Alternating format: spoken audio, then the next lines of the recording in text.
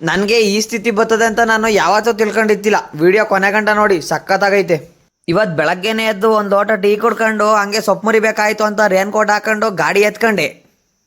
ಆಯ್ತು ಆಮೇಲೇನು ಗಾಡಿ ಎತ್ಕೊಂಡು ಹೊಲ್ತಕ್ಕೆ ಬಂದೆ. ಹೊಲ್ತಕ್ಕೆ ಬಂದ್ಬಿಟ್ಟು ಹಂಗೆ ಮಖ ತೊಳ್ಕೊಂಡು ನಮ್ಮಮ್ಮ ಬಂದು ಹೊಗೆ ಸೊಪ್ಪಿಗೆ ಪೂಜೆ ಮಾಡ್ತಾ ಇತ್ತು.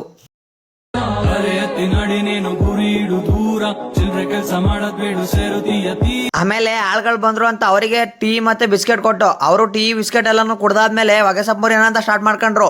ಅವರು ಮುರಿತಾರೆ ಸೊಪ್ಪ, ನಾನು ಮತ್ತೆ ನಮ್ಮ ಅಪ್ಪ ಇಬ್ರು ತೆಬ್ಬಿ ಈ ತರ ಇಡ್ತಾ ಇದ್ದು. ಆಮೇಲೆ ಒಂದ್ 3 ಹೊಲ ಮುರಿದಾದ್ಮೇಲೆ ಮತ್ತೆ ಒಂದ್ 90 ಟೀ ಹಾಕತ್ತಾ ಇದ್ರು. ಅವ್ರ ಜೊತೆ ಸೇರ್ಕೊಂಡು ನಾನು ಒಂದ್ ಲೋಟ ಟೀ ಹಾಕೊಂಡೆ.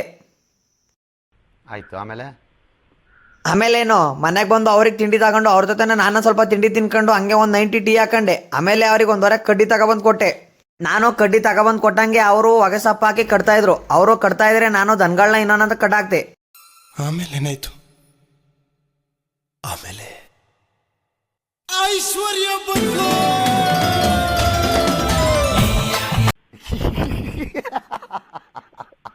ಆಮೇಲೆ ಐಶ್ವರ್ಯನ್ ತುಂಬ ಹೊಗೆ ಸೊಪ್ಪು ತುಂಬಿಟ್ಟು ಗಾಡಿಯ ಮನೆ ಕಡೆ ಕಳಿಸ್ದೆ. ನಾನು ಅಲ್ಲೇ ಇದ್ದಿದ್ದು ಪಾತ್ರೆ ತಗೊಂಡು ಗಾಡಿ ಎತ್ಕೊಂಡು ನಾನು ಹೊಗೆ ಸೊಪ್ಪಿನ ಮನೆ ಹತ್ರ ಬಂದ್ಬಿಟ್ಟು ಹೊಗೆ ಸೊಪ್ಪೆಲ್ಲನು ಹೊಗೆ ಸೊಪ್ಪಿನ ಮನೆಗೆ ಏರಿಸ್ತೋ. ಮಧ್ಯಾಹ್ನದಿಂದ ಏನು ತಿಂದಿತ್ತಿಲ್ಲ ಅಂದ್ರೆ ಮನೆಗೆ ಬಂದ್ಬಿಟ್ಟು ಒಂದು ಲೋಟ ಟೀ ಹಾಕೊಂಡೆ. ಇವತ್ತಿಗೆ ಇಷ್ಟೇ, ಮತ್ತೆ ಸಿಗ್ತೀನಿ ನಾಳೆ. ಅಷ್ಟೇ.